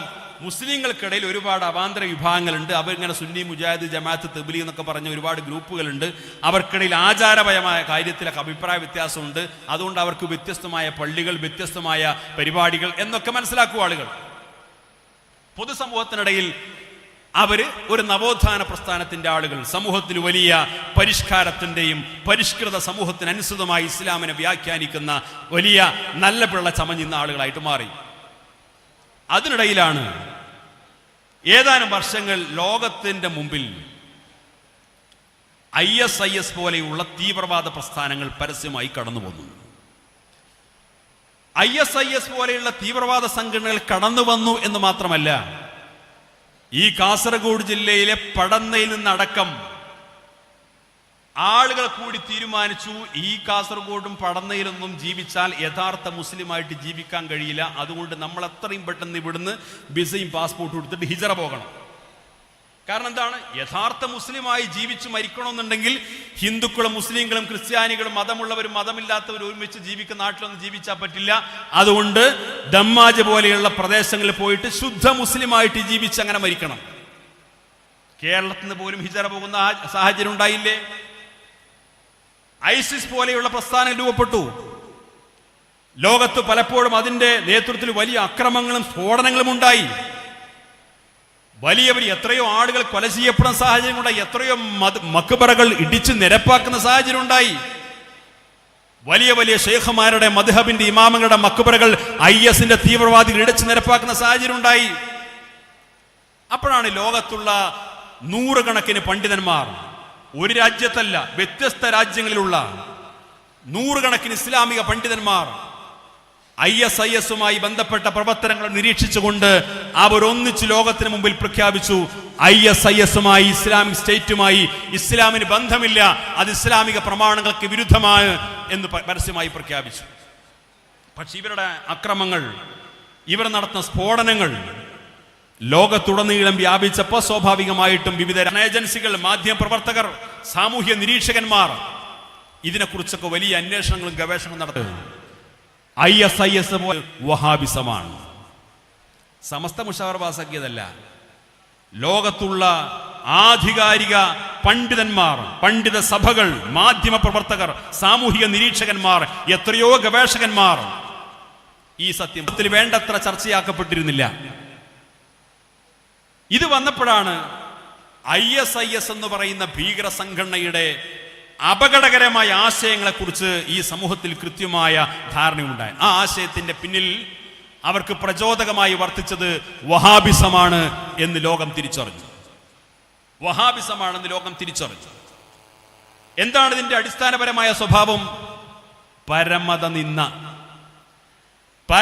നിന്ന സഹോദര സമുദായങ്ങളെ കുറിച്ച് ഒരിക്കലും ഒരു ബഹുസ്വര സമൂഹത്തിൽ പറയാൻ പാടില്ലാത്ത, ഇനി ബഹുസ്വര സമൂഹമല്ല, ഇനി മുസ്ലിം സമൂഹം മാത്രം ജീവിക്കുന്ന പ്രദേശത്താണെങ്കിലും പരിശുദ്ധ ഇസ്ലാമിന് അങ്ങനെ ഒരു കാഴ്ചപ്പാടില്ല, അത് വേറെ കാര്യം. പക്ഷെ ഒരു ബഹുസ്വര സമൂഹത്തിൽ ഒരിക്കലും പറയാൻ പാടില്ലാത്ത പരമത നിന്ദയുടെയും മതവിദ്വേഷത്തിന്റെയും ഐഡിയോളജിയാണ് ഇവർ പ്രചരിപ്പിച്ചത്. ഈ ഐഡിയോളജി പലപ്പോഴും ഇടയിൽ മാത്രം ചർച്ച ചെയ്യപ്പെട്ടത് കൊണ്ട് ഇത് പൊതുസമൂഹത്തിൽ വേണ്ടത്ര ചർച്ചയാക്കപ്പെട്ടിരുന്നില്ല. ഇത് വന്നപ്പോഴാണ് ISIS എന്ന് പറയുന്ന ഭീകര സംഘടനയുടെ അപകടകരമായ ആശയങ്ങളെക്കുറിച്ച് ഈ സമൂഹത്തിൽ കൃത്യമായ ധാരണയുണ്ടായി. ആ ആശയത്തിന്റെ പിന്നിൽ അവർക്ക് പ്രചോദകമായി വർത്തിച്ചത് വഹാബിസമാണ് എന്ന് ലോകം തിരിച്ചറിഞ്ഞു. വഹാബിസമാണെന്ന് ലോകം തിരിച്ചറിഞ്ഞു. എന്താണ് ഇതിന്റെ അടിസ്ഥാനപരമായ സ്വഭാവം? പരമത നിന്ന സഹോദര സമുദായങ്ങളെ കുറിച്ച് ഒരിക്കലും ഒരു ബഹുസ്വര സമൂഹത്തിൽ പറയാൻ പാടില്ലാത്ത, ഇനി ബഹുസ്വര സമൂഹമല്ല, ഇനി മുസ്ലിം സമൂഹം മാത്രം ജീവിക്കുന്ന പ്രദേശത്താണെങ്കിലും പരിശുദ്ധ ഇസ്ലാമിന് അങ്ങനെ ഒരു കാഴ്ചപ്പാടില്ല, അത് വേറെ കാര്യം. പക്ഷെ ഒരു ബഹുസ്വര സമൂഹത്തിൽ ഒരിക്കലും പറയാൻ പാടില്ലാത്ത പരമത നിന്ദയുടെയും മതവിദ്വേഷത്തിന്റെയും ഐഡിയോളജിയാണ് ഇവർ പ്രചരിപ്പിച്ചത്. ഈ ഐഡിയോളജി പലപ്പോഴും വ്യംഗ്യമായി കേരളത്തിലെ മുജാഹിദ് പ്രസ്ഥാനങ്ങൾക്കിടയിൽ പലപ്പോഴും ഉണ്ടായിട്ടുണ്ട്. വ്യംഗ്യമായി പലപ്പോഴും കേരളത്തിൽ തന്നെയുള്ള മുജാഹിദ് പ്രസ്ഥാനങ്ങൾക്കിടയിൽ ഉണ്ടായിട്ടുണ്ട്. പക്ഷേ ഇന്നത്തെ പോലെ വാർത്താ മാധ്യമങ്ങളൊന്നും അത്ര സജീവമല്ലാത്തതുകൊണ്ടും പൊതുസമൂഹത്തിനിടയിലേക്ക് ഈ ചർച്ചകൾ അത്ര വ്യാപിപ്പിക്കാത്തതുകൊണ്ട് അത് അത്രത്തോളം ആ രീതിയിൽ വന്നില്ല. ഇപ്പൊ കഴിഞ്ഞ ദിവസം നിങ്ങളൊക്കെ ശ്രദ്ധയിൽപ്പെട്ടൊരു പ്രസംഗം, കേരള നദ്വത്തുൽ മുജാഹിദീന്റെ ഔദ്യോഗിക വേദികളിൽ പലതവണ പ്രഭാഷണം നടത്തുന്ന ഒരു മുജാഹിദ് പ്രഭാഷകൻ, ഞങ്ങൾ മെമ്പർഷിപ്പ് കൊടുത്തിട്ടില്ല, ഞങ്ങൾ അങ്ങനെ തൊട്ടിട്ടില്ല എന്ന് പറഞ്ഞു ഇനി മാറാൻ പറ്റില്ല. കേരള നദ്വത്തുൽ മുജാഹിദീന്റെ ഔദ്യോഗിക സമ്മേളനങ്ങളിലും അവരുടെ സ്ഥാപനങ്ങളിലും നൂറുകണക്കിന് തവണ പ്രഭാഷണം നടത്തിയ ആളാണ് ഈ വിദ്വേഷ പ്രസംഗം നടത്തിയ മഹാൻ. എന്താണ് അദ്ദേഹം പറഞ്ഞത്? ഗൗരവത്തിൽ ചിന്തിക്കേണ്ട കാര്യമാണ്. ഇവിടുത്തെ ലോകത്തെ മഹാഭൂരിപക്ഷം വരുന്ന സുന്നികളെ അവർ കാഫിറാണെന്ന് പരസ്യമായിട്ട് പ്രഖ്യാപിക്കുന്നു. നമ്മുടെ മഹല്ല് പള്ളികളിലെ ഖത്തീബുമാരെ, ഇമാമമാരെ തുടർന്ന് നിസ്കരിക്കാൻ പാടില്ല. കാരണം എന്താണ്? അവർ സ്വാമിമാരാണത്രേ. നിങ്ങൾ ആലോചിക്കണം, തൊപ്പിയും താടിയും വെച്ചൊരാൾ ഇസ്ലാമിക പണ്ഡിതൻ എന്ന വേഷം ധരിച്ചുകൊണ്ട് ഇസ്ലാമിന്റെ കാഴ്ചപ്പാട് പറയാൻ കുത്തുബിയത്ത് നടത്തുന്ന പള്ളി കയറാൻ പാടില്ല. കാരണം ആ പള്ളി അമ്പലമാണ്, പള്ളിയല്ല. ഞാൻ വേറെ വശം ഒന്ന് തിരിച്ച് നമുക്ക് ചോദിക്കാം. നമ്മൾ സ്വാമിമാരെ ആരും പിന്തുടർന്ന് നിസ്കരിക്കാറില്ല. പക്ഷെ സ്വാമിമാരെ അങ്ങനെ ഉയർത്താൻ പാടുണ്ടോ? ക്ഷേത്രത്തിൽ നമ്മൾ പോയി നിസ്കരിക്കാറില്ല, പക്ഷെ ക്ഷേത്രത്തെ മോശമായി ചിത്രീകരിക്കാൻ പാടുണ്ടോ? ഞാൻ പറഞ്ഞത് ഈ വഹാബിസത്തിന്റെ ആശയത്തിൽ അന്തർലീനമായിട്ടുള്ള മതന്നയാണ് ഈ സുന്നികൾക്കെതിരായിട്ടുള്ള ആക്രോശത്തിനിടയിലൂടെ പുറത്തു വരുന്നത്. ഇദ്ദേഹത്തിന്റെ പ്രസംഗത്തിലെ സമാനമായ വാചകമല്ലേ ഈ ISISന്റെ തുടക്കകാലത്ത് ശംസുദ്ദീൻ ബാലത്ത് പോലുള്ള കേരളത്തിലെ മുജാഹിദ് മൗലവിമാർ പ്രസംഗിച്ചത്? ഇദ്ദേഹം എന്താ പറയുന്നത്? സുന്നികളൊക്കെ കാഫിറാണ്, സുന്നികളെ പള്ളിയിൽ പോയി നിസ്കരിക്കാൻ പാടില്ല, അവിടുത്തെ ഇമാമിങ്ങളൊക്കെ സ്വാമിമാരാണ്. ആരാ സ്വാമി? സ്വാമി എന്ന് പറഞ്ഞു കഴിഞ്ഞാൽ ഇവിടുത്തെ ഹൈന്ദവ സമൂഹത്തിന്റെ ആചാരകാര്യങ്ങൾക്ക് നേതൃത്വം കൊടുക്കുന്ന അവരെ മതവിഭാഗത്തിൽപ്പെട്ട വളരെ പ്രധാനപ്പെട്ട ഒരു വിശുദ്ധനായ വ്യക്തിത്വമല്ലേ? എന്തിനാണ് ഒരു സമുദായത്തെ, സുന്നി വിഭാഗത്തെ ആക്ഷേപിക്കുന്നതിന്റെ ഭാഗമായി മറ്റൊരു മതവിഭാഗത്തിൽപ്പെട്ട പ്രധാനപ്പെട്ട ഒരു വ്യക്തിത്വത്തെ ആക്ഷേപിക്കേണ്ട കാര്യം? ആ ഒരു മതവിദ്വേഷ പ്രചാരണത്തിന് അതിന് പ്രചോദനമേകിയ ആശയം ഏതാണ്? വേറെ വാദം എന്താണ്? അത്തരം ആളുകൾ നിസ്കരിക്കുന്നത് പള്ളിയല്ല, അമ്പലമാണ്. ഇത് പ്രസംഗിക്കുന്നത് എവിടെയെന്നറിയോ നിങ്ങൾ? ഇത് പ്രസംഗിക്കുന്നത് ഏത് നാട്ടിലാണെന്നറിയോ?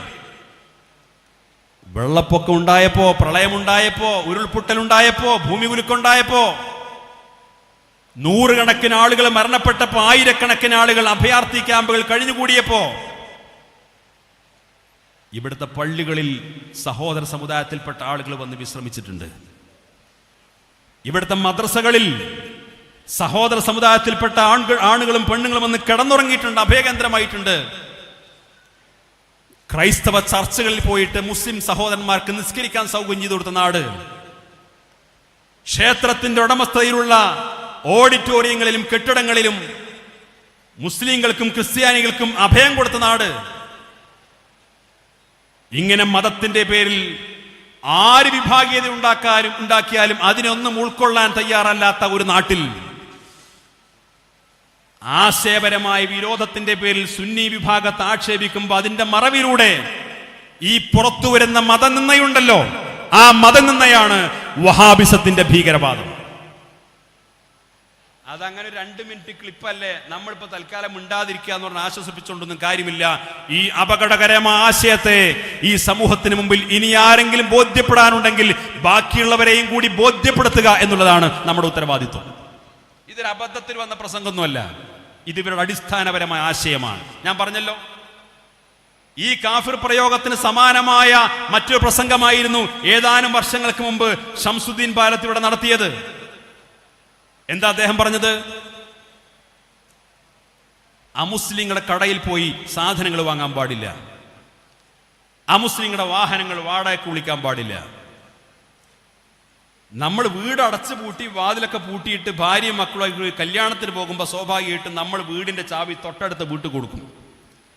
തൊട്ടടുത്ത വീട് അമുസ്ലിമിന്റെ വീടാണെങ്കിൽ നീ അവിടെ കൊടുക്കാൻ പാടില്ല, കുറെ ദൂരമുള്ള മുസ്ലിമിന്റെ വീടുണ്ടെങ്കിൽ അവിടെ കൊടുത്തിട്ട് പോയാൽ മതി. ഈ പരമത വിദ്വേഷം ആരാ ഇവിടെ പ്രചരിപ്പിച്ചത്?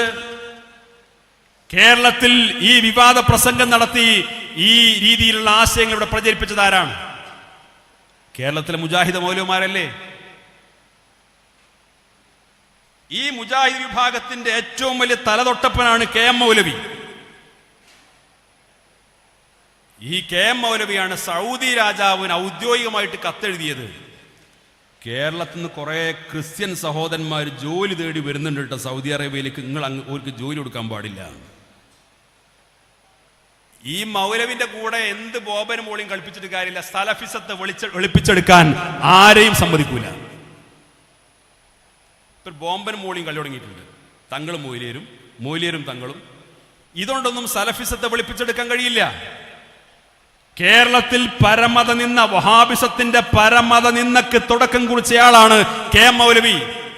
ആ KM മൗലവി സഹോദര സമുദായത്തിൽപ്പെട്ടവന് ജോലി കൊടുക്കരുതെന്ന് സൗദി രാജാവിന് കത്തെഴുതിയയാളാണ്. ആ കത്തിന്റെ രേഖ ഇന്നും ലഭ്യമാണ്. ആ KM മൗലവിയും പാണക്കാട് PMSA പൂക്കോയത്തങ്ങളും എവിടെ കിടക്കുന്നു? ആ KM മൗലവിയോട് ചേർത്ത് വെക്കാൻ എങ്ങനെ ബാഫക്കി തങ്ങളെയും PMSA പൂക്കോയത്തങ്ങളെയും ചേർത്ത് വെക്കാൻ കഴിയും? അവരെങ്ങനെയാണ് ഇവിടെ ജീവിച്ചത്? ഇവിടുത്തെ ഹിന്ദുവിനെയും മുസ്ലിമിനെയും ക്രിസ്ത്യാനിയെയും മതമുള്ളവനെയും മതമില്ലാത്തവനെയും ഒരുമിച്ച് ചേർത്ത് അവരുടെ വിശ്വാസങ്ങളെ അവരുടെ ആചാരങ്ങളെ എല്ലാം ഉൾക്കൊണ്ടുകൊണ്ട് അവർക്കിടയിൽ വിദ്വേഷത്തിന്റെ കണിക പോലും കാണിക്കാതെ പരസ്പര സ്നേഹത്തിന്റെയും സൗഹൃദത്തിന്റെയും സാമുദായിക സൗഹാർദ്ദത്തിന്റെയും അന്തസ്സോടുകൂടിയുള്ള വലിയൊരു കാഴ്ചപ്പാട് പഠിപ്പിക്കുകയും പരിശീലിപ്പിക്കുകയും ആ കാഴ്ചപ്പാട് ജീവിതത്തിലൂടെ കാണിച്ചു കൊടുത്ത ആളുകളാണ് മഹാന്മാരായ സാദാത്തുക്കളും ആലിമീങ്ങളും. ആ ആലിമ്യങ്ങളുടെ കൂടെ എവിടെയെങ്കിലും കല്യാണത്തിന് ഒരുമിച്ച് കൂടിയിരുന്നു, എവിടെ മരിച്ചോടത്ത് പോയപ്പോൾ കണ്ടിരുന്നു, ഏതോ ഹോട്ടലിൽ നിന്ന് ചായ കുടിച്ചപ്പോൾ കണ്ടിരുന്നു എന്നൊക്കെ പറഞ്ഞുകൊണ്ട് അങ്ങനെ കേരളത്തിൽ വഹാബിസത്തെ സലഫിയത്തിനെ വെളുപ്പിച്ചെടുക്കാനുള്ള ശ്രമങ്ങൾ ആരെങ്കിലും നടക്കുന്നുണ്ടെങ്കിൽ അതൊരിക്കലും സമസ്ത കേരള ജംഇയ്യത്തുൽ ഉലമയും സുന്നത്ത് ജമാഅത്തിന്റെ പ്രവർത്തകരും ഉള്ളിടത്തോളം കാലം അനുവദിക്കുന്ന പ്രശ്നമല്ല. അത് നമ്മൾ തിരിച്ചറിയണം. അതിനു വേണ്ടിയിട്ടാണ് സമസ്ത കേരള ജംഇയ്യത്തുൽ ഉലമ ഉണ്ടാക്കിയത്. അതിനുവേണ്ടി മാത്രമാണ് സമസ്ത കേരള ജംഇയ്യത്തുൽ ഉലമ ഉണ്ടാക്കിയത്. ബിദ്അഈ പ്രസ്ഥാനങ്ങളുടെ അപകടം എന്താണ്? ആ അപകടങ്ങൾ കൃത്യമായി ഈ സമൂഹത്തെ ബോധ്യപ്പെടുത്തി കൊടുക്കാൻ വേണ്ടിയിട്ടാണ് സമസ്ത കേരള ജംഇയ്യത്തുൽ ഉലമ ഉണ്ടാക്കിയത്. ആ ബിദ്അഈ പ്രസ്ഥാനങ്ങളുടെ അപകടത്തിന്റെ ദുരന്ത ഫലം പലപ്പോഴും ലോകം കണ്ടിട്ടുണ്ട്.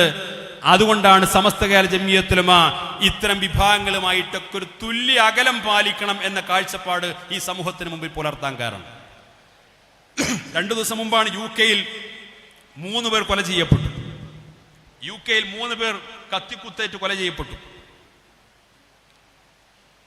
അതിൽ അറസ്റ്റ് ചെയ്യപ്പെട്ടത് സിറിയക്കാരനായ 27 വയസ്സ് പ്രായമുള്ള ഒരു IS തീവ്രവാദി. 2 ദിവസം മുമ്പാണ്. അവരുടെ ഭീകര പ്രവർത്തനങ്ങൾ ഇപ്പോഴും ലോകത്ത് നടന്നുകൊണ്ടിരിക്കുകയാണ്. അതിന് സമാനമായ പ്രവർത്തനങ്ങൾ ഒരുപക്ഷെ കേരളത്തിലും ഇന്ത്യയിലും നടക്കാൻ കഴിയില്ല. പക്ഷേ അതിന് സമാനമായ പ്രസംഗങ്ങൾ ഇന്നും കേരളത്തിൽ നടന്നുകൊണ്ടിരിക്കുന്നു എന്നാണ് ഗൗരവത്തോടുകൂടി നാം തിരിച്ചറിയേണ്ടത്.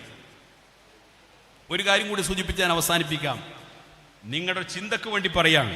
നമ്മളിതൊക്കെ പറയുമ്പോൾ നമ്മൾ ഭിന്നിപ്പുണ്ടാക്കുന്ന ആൾക്കാർ, നമ്മളിത് പറയുമ്പോൾ നമ്മൾ അനൈക്യമുണ്ടാക്കുന്ന ആളുകൾ, നമ്മളിത് പറയുമ്പോൾ എന്തിനാണ് ഈ കാലത്തൊക്കെ ഇത് പറയാൻ പാടുണ്ടോ എന്ന് ഉപദേശിക്കുന്ന ആളുകൾ, അത്തരം ഉപദേശകരുടെ സതുദ്ദേശത്തെ ഉൾക്കൊള്ളുന്നു, മാനിക്കുന്നു. കേരളത്തിലെ മഹാഭൂരിപക്ഷം വരുന്ന സുന്നികളെ അവർ കാഫിറാണ്, അവർക്ക് പ്രാർത്ഥന നേതൃത്വം കൊടുക്കുന്ന ആളുകൾ മറ്റൊരു മതവിഭാഗത്തോട് താരതമ്യം ചെയ്ത് അവരുടെ ആരാധനാലയങ്ങളെ മറ്റൊരു വിഭാഗത്തിന്റെ ആരാധനകളായിട്ട് പറഞ്ഞ് ഒരാരോപണം ഉന്നയിച്ച അതേ ആരോപണം ഇവിടെ സമസ്ത കേരള ജംഇയ്യത്തുൽ ഉലമയുടെ പ്ലാറ്റ്ഫോമിലുള്ള ഏതെങ്കിലും ഒരു സാധാരണ പ്രഭാഷകൻ അതേ ആരോപണം ഇവിടെ മുജാഹിദ് വിഭാഗത്തിനെതിരെയോ ജമാഅത്തെ ഇസ്ലാമിക്കെതിരെയോ അല്ലെങ്കിൽ മറ്റേതെങ്കിലും സംഘടനക്കെതിരെ സാങ്കല്പികമായിട്ട് ഒരിക്കലും അങ്ങനെ ചെയ്യില്ല, അത് വേറെ കാര്യം, പറഞ്ഞിട്ടുണ്ടെങ്കിൽ ഇവിടുത്തെ അവസ്ഥ എന്തായിരിക്കും? നിങ്ങൾ ആലോചിച്ചു. സമസ്തയുടെ സമ്മേളനത്തിൽ വെച്ചുകൊണ്ട്, SKSF-ന്റെ സമ്മേളനത്തിൽ വെച്ചുകൊണ്ട്, നമ്മുടെ ഈ സമ്മേളനത്തിൽ വെച്ചുകൊണ്ട് മുജാഹിദ് വിഭാഗത്തെക്കുറിച്ച്, മുജാഹിദ് മൗലവിമാരെ കുറിച്ച്, മുജാഹിദ് പള്ളികളെ കുറിച്ച് ഇതിന് സമാനമായ ഒരു ആരോപണം തിരിച്ചുന്നയിച്ചിരുന്നുവെങ്കിൽ എത്ര ഉപദേശകന്മാരായിരിക്കും സമസ്തയെ പോസ്റ്റ്മോർട്ടം ചെയ്യാൻ, സമസ്തയുടെ ഫത്വകൾ പോസ്റ്റ്മോർട്ടം ചെയ്യാൻ, സമസ്തയുടെ പക്വതയില്ലായ്മ പറയാൻ, സമസ്തക്ക് കാലമറിയില്ല, സാഹചര്യം അറിയില്ല, എത്ര ഉപദേശകന്മാരായിരിക്കും. സമസ്ത ഒരിക്കലും ഒരു ബിദ്അഈ പ്രസ്ഥാനത്തെയും അത് കുഫ്റിന്റെ പ്രസ്ഥാനമാണെന്ന് പറഞ്ഞിട്ടില്ല. സമസ്ത ഖാദിയാനികൾ അവർ മുസ്ലിങ്ങളാന്ന് പറഞ്ഞിട്ടുണ്ട്. അത് രണ്ടാമതായി മാറി ചിന്തിക്കേണ്ട സാഹചര്യം ഉണ്ടായിട്ടില്ലല്ലോ. സമസ്ത പറഞ്ഞതിന് ശേഷമാണ് റാബിത പോലും ഖാദിയാനികൾ മുസ്ലിങ്ങളല്ല എന്ന് പ്രഖ്യാപിച്ചത്. ലോകം മുഴുവൻ അംഗീകരിച്ചല്ലോ.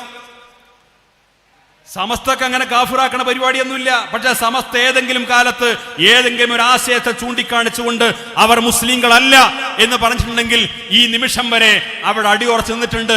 അതിനെ ചോദ്യം ചെയ്യാൻ പോലും ആർക്കും സാധിച്ചിട്ടില്ല.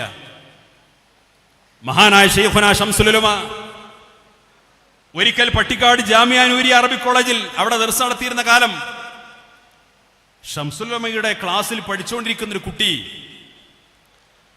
അവരാ കോളേജ് ക്യാമ്പസിലൂടെ 2-3 കുട്ടികൾ ഇങ്ങനെ നടന്നു പോവുകയാണ്. ഉസ്താദ് പഠിപ്പിക്കുന്ന കുട്ടി ഉൾപ്പെടെ 2-3 കുട്ടികൾ നടന്നു പോവാണ്. ഷംസുലുമ അവിടെ പുറത്ത് ഒരു കസേരയിൽ ഇരിക്കുകയാണ്. സാധാരണ കോളേജ് ക്യാമ്പസുകളിൽ വൈകുന്നേരം ഉസ്താദുമാരൊക്കെ ഇങ്ങനെ വരാന്തയിൽ കാറ്റ് കൊള്ളാനിരിക്കും, എന്തെങ്കിലും ദിക്റൊക്കെ ചൊല്ലിയിരിക്കും. കുട്ടികളൊക്കെ ഒഴിവ് സമയമായതുകൊണ്ട് ചിലപ്പോൾ ഇങ്ങനെ ഗ്രൗണ്ടിലൂടെ ഒക്കെ അങ്ങോട്ടും ഇങ്ങോട്ടും നടന്നുകൊണ്ടിരിക്കും. അതേ സമയം ഒരു 3 കുട്ടികൾ അതിലിങ്ങനെ നടന്നു പോയിക്കൊണ്ടിരിക്കുമ്പോൾ ഷെയ്ഖുന ഷംസുലുമ അതിൽപ്പെട്ട ഒരാളെ വിളിച്ചു. ആ വിളിക്കുന്ന ആ നിമിഷം വരെ ആ കുട്ടി ആ കോളേജിൽ മിടുക്കനായി പഠിക്കുന്ന നല്ലൊരു മുത്താലിമാണ്. ഷംസുലുമ ആ കുട്ടിയെ വിളിച്ചിട്ട് പറഞ്ഞു, എടോ നിന്റെ മുഖത്ത് ഞാൻ കുഫ്രിയത്ത് കാണുന്നുണ്ട്, പെട്ടിയും കിതാബ് കൊടുത്ത് പോയിക്കോന്ന് പറഞ്ഞു. പോകാൻ പറഞ്ഞു. ഷംസുലുമ അങ്ങനെ തീരുമാനം പറഞ്ഞാൽ പിന്നെ അവിടെ അപ്പീലില്ല, അവിടെ വേറെ റെക്കമെൻഡേഷൻ കാര്യങ്ങൾക്കൊന്നുമില്ല. ഈ കുട്ടി പെട്ടി എടുത്തിട്ട് പോയി. പല ആളുകളും ഷംസുലുമയോട് എന്താണ് സംഭവം ചോദിച്ചപ്പോൾ അതിന് പറഞ്ഞ മറുപടിയാണ്, ഞാൻ അവന്റെ മുഖത്ത് കുഫ്രിയത്ത് കാണുന്നുണ്ട്. ഏതാനും ദിവസങ്ങൾ പിന്നിട്ടില്ല, ഈ കുട്ടി പട്ടിക്കാട് ജാമ്യാനൂരിയക്ക് സമീപമുള്ള ചുങ്കം ജംഗ്ഷനിൽ വന്ന് ക്രൈസ്തവ മിഷണറി പ്രഭാഷകനായിട്ട് അവിടെ വന്ന് ക്രൈസ്തവ മിഷണറിമാരുടെ പ്രസംഗം നടത്തിയിട്ട് പോയി. ഷംസുലുമയോ സമസ്തകാല ജമിയത്തുലമോ ഇവിടെ അനാവശ്യമായിട്ട് ആരെയും കാഫിറാക്കാനും ആർക്കിടയിലും മതം പ്രചരിപ്പിക്കാനൊന്നും പോകാറില്ല. പക്ഷേ അവർക്ക് എന്തെങ്കിലും കാര്യങ്ങൾ തിരിച്ചറിഞ്ഞാൽ അവർ യഥാവിധി തീരുമാനമെടുക്കും. ആ തീരുമാനം സത്യസന്ധമായിരുന്നു എന്ന് പിൽക്കാലത്ത് എല്ലാവർക്കും ബോധ്യമായിട്ടുണ്ട്. ഇവിടെ നടന്നുകൊണ്ടിരിക്കുന്നത് മുജാഹിദ് പ്രസ്ഥാനത്തിന്, ജമാഅത്തെ ഇസ്ലാമിക്ക്, തബ്ലീഗ് ജമാഅത്തിന്, ഇതുപോലുള്ള ബിദായി പ്രസ്ഥാനങ്ങൾക്ക് അവർ ഇക്കാലം അത്രയും പ്രചരിപ്പിച്ച ആശയങ്ങൾക്ക് സമൂഹത്തിൽ ഒട്ടും സ്വീകാര്യത നേടുന്ന സാഹചര്യം ഇല്ലാതെ വന്നപ്പോൾ അതിന് സ്വീകാര്യത ഉണ്ടാക്കാൻ വേണ്ടിയിട്ട് പുതിയ ചില വേഷം കെട്ടുകളുമായിട്ട് ഇറങ്ങിയിട്ടുണ്ട്. അതിൽ അറിഞ്ഞോ അറിയാതെയോ പല ആളുകളും പെട്ടുപോകുന്നു എന്നത് വേദനാജനകമാണ്. പക്ഷേ നാം തിരിച്ചറിയേണ്ടത് അടിസ്ഥാനപരമായി ആദർശപരമായി അഹ്ലുസുന്നത്ത് വൽ ജമാഅയുടെ ആശയാദർശങ്ങളുടെ സംരക്ഷണത്തിനു വേണ്ടി മാത്രമാണ് സമസ്തകാല ജമിയത്തുലമ രൂപീകരിച്ചതും പ്രവർത്തിച്ചുകൊണ്ടിരിക്കുന്നതും. ആ ദൗത്യം അത് നിർവഹിക്കുന്ന സമയം മാത്രമേ ആ സംഘടനയ്ക്ക് പ്രസക്തിയുള്ളൂ. ആ ദൗത്യ നിർവഹണത്തിൽ നിന്ന് ആ സംഘടന പിന്തിരിഞ്ഞു കഴിഞ്ഞാൽ പിന്നെ ആ സംഘടനയ്ക്ക് പ്രസക്തിയില്ല. അതുകൊണ്ട് തന്നെ ഓരോ നിമിഷവും ആ സംഘടന വിഭാവന ചെയ്യുന്ന ആശയാദർശങ്ങളുടെ പ്രസക്തി വർദ്ധിച്ചുകൊണ്ടിരിക്കുന്നു എന്ന് മാത്രമല്ല, അതിന്റെ സംരക്ഷണത്തിനും അതിന്റെ സംസ്ഥാപനത്തിനും നിരന്തരമായ പ്രവർത്തനങ്ങൾക്ക് വേണ്ടി മഹല്ല് തലങ്ങളിൽ, മദ്രസ തലങ്ങളിൽ, ശാഖാ തലങ്ങളിൽ നാം ബന്ധപ്പെടുന്ന എല്ലാ മേഖലകളിലും അതിനനുസരിച്ച് സംഘടനാ സംവിധാനത്തെ ശക്തിപ്പെടുത്താൻ വേണ്ടി നമ്മൾ ശ്രമിക്കണം.